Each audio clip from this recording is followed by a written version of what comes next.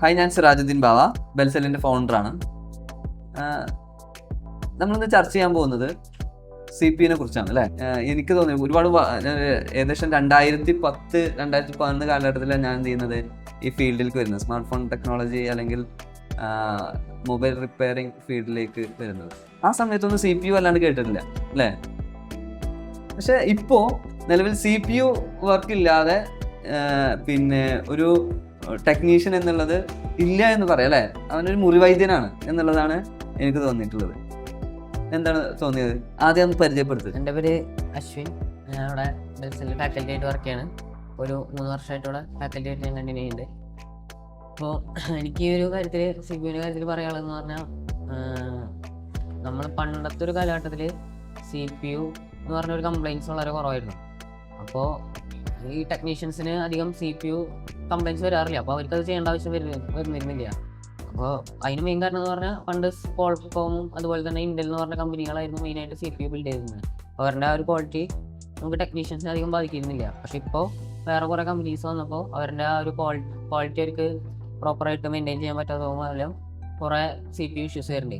അപ്പോൾ ഈ ഒരു 6-8 വർഷമായിട്ട് CPUവിൻ്റെ കംപ്ലയിൻസ് അധികം വന്നപ്പോൾ പഴയുള്ള ടെക്നീഷ്യൻസിനൊന്നും CPU ചെയ്യാൻ അറിയുന്നില്ല. അപ്പോൾ അതാണ് മെയിനായിട്ട് ഇപ്പോൾ ഈ CPUവിൻ്റെ ഒരു കാര്യങ്ങൾ വരുമ്പോൾ ചർച്ച ചെയ്യുമ്പോൾ മെയിനായിട്ട് പറയാനുള്ളത്. എന്ന് പറഞ്ഞു കഴിഞ്ഞാൽ കുറേ വർഷങ്ങൾക്ക് മുമ്പ് ഞാൻ പറയുമ്പോൾ 2010-2011, അതിനുശേഷം 2016-17 സമയത്തൊക്കെയാണ് വല്ലാണ്ട് CPU എന്നൊക്കെ കേട്ടത്.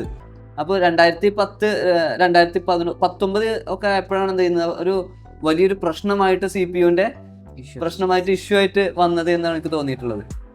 CPU എന്ന് പറയുമ്പോഴേ ഞങ്ങളുടെ ഒരു കാലഘട്ടത്തിൽ നമ്മൾ മെയിനായിട്ട് കമ്പ്യൂട്ടർ സെക്ഷൻ അല്ലെങ്കിൽ IT സെക്ഷനിലാണ് ഈ CPU മെയിനായിട്ട് കേൾക്കുന്നത്. അതായത് നമ്മൾ അന്ന് പഠിച്ചിരുന്ന ഒരു കാര്യമാണ് ബ്രെയിൻ ഓഫ് കമ്പ്യൂട്ടർ CPU.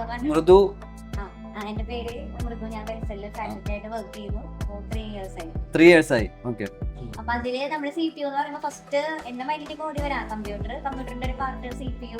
പക്ഷെ ഇപ്പൊ നമ്മുടെ സ്മാർട്ട് ഫോണില് CPU അത്രത്തോളം ഇമ്പോർട്ടൻസ് ഉണ്ടെന്നുള്ളത് ഇപ്പൊ ഈ ഒരു അടുത്താണ് നമ്മൾ മനസ്സിലാക്കിക്കൊണ്ടിരിക്കുന്നത്. കാരണം ഞങ്ങളുടെ കാലഘട്ടത്തിലൊക്കെ കമ്പ്യൂട്ടർ CPU ഉണ്ട്, സെൻട്രൽ പ്രോസസിംഗ് യൂണിറ്റ് CPU നമ്മൾ പഠിക്കുന്നുണ്ട്, പാർട്ട് ഓഫ് കമ്പ്യൂട്ടർ അല്ലെങ്കിൽ ബ്രെയിൻ ഓഫ് കമ്പ്യൂട്ടർ. പക്ഷെ അതേ ഇമ്പോർട്ടൻസ് തന്നെ സ്മാർട്ട് ഫോണിലും CPU ഉണ്ട് എന്നുള്ളതാണ് ഇപ്പോൾ മനസ്സിലായത്. ഇപ്പൊ അങ്ങനത്തെ കുറെ ഇഷ്യൂസ് ജനറേറ്റ് ആയി വരുന്നതുകൊണ്ട് CPUന്റെ ഇഷ്യൂസ് ആണ് ഹൈലൈറ്റ് ആയിക്കൊണ്ടിരിക്കുന്നത്. ഞാനൊക്കെ തുടങ്ങുന്ന കാലത്ത് 100-101, അതുപോലെ തന്നെ എനിക്ക് തോന്നുന്നു റിപ്പയർ ചെയ്യാൻ കിട്ടി 305 C203 ഒരു സ്ലൈഡ് ഫോണൊക്കെ ഉണ്ടായിരുന്നു അല്ലേ. അതിലൊക്കെ പിന്നെ പവറൈസ് ആണ് എല്ലാത്തിലും കണക്ഷൻ തോന്നുന്നു. CPU എന്നൊന്നും വല്ലാണ്ട് എന്ത് ചെയ്യില്ല അല്ലേ. ഈ CPUവിന്റെ ചരിത്രം ഒന്ന് പറയാൻ പറ്റുമോ?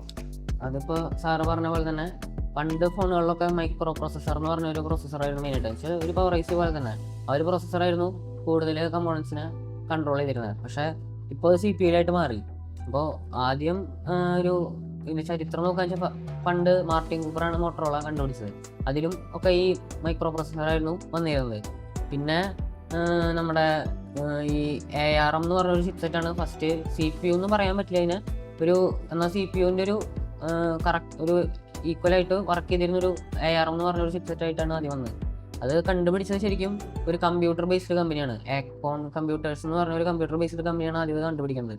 പിന്നെ അത് അവർ ഈ ചിപ്സെറ്റ് കണ്ടുപിടിച്ചതിന് ശേഷം ആപ്പിള് ഇവർ ഈ പാർട്ട്ണർഷിപ്പായിട്ട് ഈ ഒരു ആക്കോൺ കമ്പ്യൂട്ടേഴ്സ് എന്ന് പറഞ്ഞ ഒരു കമ്പനിയായിട്ട് പാർട്ട്ണർഷിപ്പായിട്ട് ആ ചിപ്സെറ്റ് അവർ ഏറ്റെടുത്ത് 1993 അവരുടെ മെസ്സേജ് പാഡ് എന്ന് പറഞ്ഞൊരു ഫസ്റ്റ് ഒരു ഡിവൈസിലാണ് ഈ ചിപ്സെറ്റ് ആദ്യമായിട്ട് ഇവർ മാർക്കറ്റിലേക്ക് ഇൻട്രൊഡ്യൂസ് ചെയ്യുന്നത്. ഞാന് 3 വർഷം മുന്നേ ഇവിടെ വന്നപ്പോ CPUവിനെ പറ്റിയിട്ടുള്ള കാര്യങ്ങൾ കേൾക്കുന്നതിന് ഭയങ്കര കുറവാണ്. CPUവിന്റെ എറേഴ്സ് അല്ലെങ്കിൽ CPUവിന്റെ ഇഷ്യൂസ് ഫിക്സ് ചെയ്യുന്നത് നമ്മുടെ കയ്യിൽ ഭയങ്കര കുറവായിരുന്നു. സ്റ്റുഡൻസ് നമ്മുടെ പ്രാക്ടിക്കൽസ് കൊടുക്കുമ്പോഴായാലും അവര് ഓരോ മറ്റേ ബോർഡിലത്തെ ഓരോ കാര്യങ്ങൾ ചെയ്യുന്നുണ്ട്. പക്ഷെ CPU റിലേറ്റഡ് ആയിട്ടുള്ള വർക്ക് ചെയ്ത് വരുന്നതെല്ലാം കുറവായിരുന്നു. ഇപ്പോഴാണ് അങ്ങനത്തെ കാര്യങ്ങൾ കുറച്ചും കൂടി. അത് ശരിയാട്ടോ. ഒരു ടൈമിലേ ഈ ഒരു അടുത്താണ് CPUവിന് ഇത്രയും കംപ്ലൈന്റ് വന്നു തുടങ്ങിയെന്നാണ് എനിക്ക് തോന്നിയത്. അതുകൊണ്ട് തന്നെ നമ്മളെ പിന്നെ സിലബസിൽ തന്നെ മാറ്റം വരുത്തിയല്ലേ. ഇപ്പൊ 4th മൊഡ്യൂൾ മുതൽ സെക്ഷൻസ് കൊടുക്കുന്നുണ്ടല്ലോ അല്ലേ.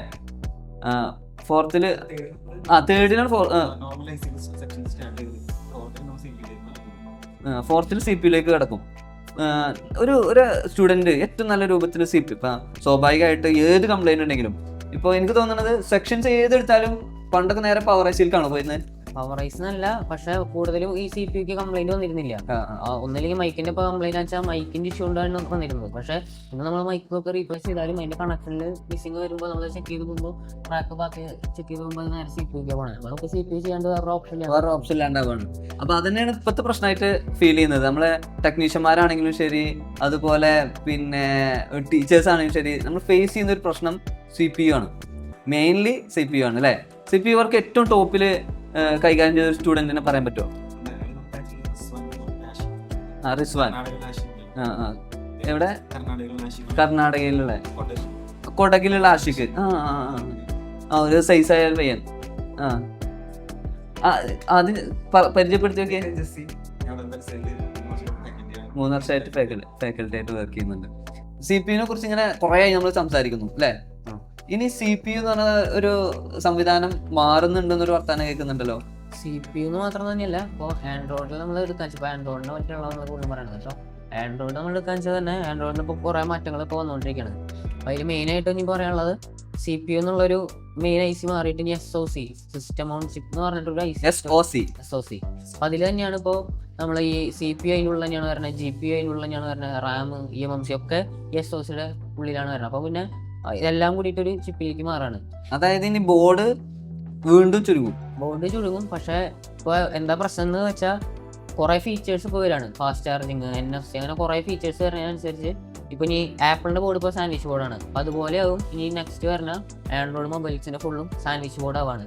അപ്പോൾ നോർമൽ ടെക്നീഷ്യൻസ് ഇപ്പോൾ വർക്ക് ചെയ്തിരുന്നവർക്കൊക്കെ ഇനി ഒരു ബോർഡ് അടിക്കുമ്പോൾ സാൻഡ്വിച്ച് ബോർഡ് കാണുമ്പോൾ എന്താ ചെയ്യേണ്ടതെന്നൊരു അറിയില്ല. അപ്പോൾ അവർക്ക് അപ്ഡേറ്റ് ആവാണ്ട് നമ്മൾ ഓൾറെഡി സാൻഡ്വിച്ച് ബോർഡ് നോർമൽ കോഴ്സിൽ തന്നെ ഇവിടെ കൊടുക്കുന്നുണ്ടല്ലോ അല്ലേ?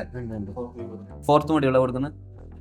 അപ്പോൾ SOC എന്നുള്ളതാണ് ഇനി അടുത്തൊരു അപ്ഡേഷൻ എന്ന് പറയുന്നത്. സോ അതുകൊണ്ട് തന്നെ എന്ത് ചെയ്യണം, എന്താണ് സി പി യു, അതുപോലെ CPU റീബോളിങ് ഒക്കെ അറിഞ്ഞിരിക്കണം എന്നുള്ളത് ഇനിയിപ്പോൾ ഒരു അത്യാവശ്യമാണ്. CPU അറിയാത്തൊരു ടെക്നീഷ്യൻ ഉണ്ടാവാൻ പാടില്ല. കാരണം അടുത്ത സാധനം വന്നു കഴിഞ്ഞു. അപ്പോൾ ഇത് രണ്ടും അറിഞ്ഞിരുന്നില്ലെങ്കിൽ ഒരു തീരെ ഏറ്റവും ബിലോ ആയി പോകും. അപ്പോൾ മിനിമം ഇനി CPU eMMC ഒരു ആൻഡ്രോയിഡ് ഫോൺ അല്ലെങ്കിൽ ഒരു ഐഫോണിൽ ബോർഡ് വർക്കുകളൊക്കെ ഇനി ചെയ്യാൻ ഇതുവരെയുള്ളതിലും അറിഞ്ഞിരിക്കണം. ഈ കാരണം ഇനി ഒരു 2 കൊല്ലം കഴിയുമ്പോൾ ഇതിനും വേറെ നെക്സ്റ്റ് ലെവലോ നമുക്ക് ചിന്തിക്കാൻ പറ്റാത്ത അപ്ഡേഷനും വരാമായിരിക്കും. അപ്പോൾ ഉള്ളത് അപ്ഡേറ്റഡ് ആവുക എന്നുള്ളത് ഈ ഒരു രീതിയിൽ ഇമ്പോർട്ടൻ്റ് ആണ്. ഇനിയിപ്പോൾ മെയിനായിട്ട് പറയാന്ന് വെച്ചാൽ ഇപ്പോൾ ഒരു ഡിസ്പ്ലേ മാത്രം ചെയ്യണ ഒരു ടെക്നീഷ്യൻ വെച്ചാൽ അവനൊരു 10 ഡിസ്പ്ലേ വന്നിട്ടുണ്ടെങ്കിൽ അതിലൊരു 2 എണ്ണം അവന് ചെയ്യാൻ പറ്റില്ല. കാരണം അത് ചിലപ്പോൾ ഈ CPU ഇഷ്യൂ ആവും. അപ്പോൾ അവന് ആ ഒരു 2 ഫോൺ ചെയ്തില്ലെങ്കിൽ ആ നഷ്ടം വരാണ്. പക്ഷേ ഈ CPU ചെയ്യാറുള്ള ഒരാൾക്ക് CPU ചെയ്തതിൻ്റെ പൈസയും വാങ്ങാൻ ചെയ്യാം, അതിൻ്റെ ഡിസ്പ്ലേ ചെയ്തതിൻ്റെ പൈസയും. അപ്പോൾ ഇരട്ടി ലാഭമാണ് കിട്ടുന്നത്. അപ്പോൾ ഈ മാർക്കറ്റ് ഒരു ടെക്നീഷ്യൻ എന്നുള്ള നിലയിൽ അവർക്ക് വളരെയധികം ഈ അപ്ഡേഷൻ വർക്ക് അല്ലെങ്കിൽ ബോർഡ് വർക്ക് അറിഞ്ഞിരുന്ന മേഖലയിൽ ഇപ്പോൾ സമ്പാദിക്കുന്നതിൻ്റെ നേരെ ഡബിളായിട്ട് നമുക്ക് സമ്പാദിക്കാൻ പറ്റും.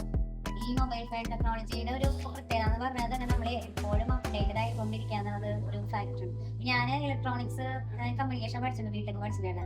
അപ്പൊ ഞങ്ങളുടെ സമയത്ത് ഞങ്ങൾ ഇലക്ട്രോണിക്സിന്റെ ഫീൽഡിലല്ല ജോബ് നോക്കി IT ഫീൽഡിലായിരുന്നു. അപ്പൊ അവിടെയും ഞങ്ങൾ ഫേസ് ചെയ്തിരുന്ന ഒരു സംഭവം എന്ന് പറയുന്നത് അപ്ഡേറ്റഡ് ആവാന്നാണ്.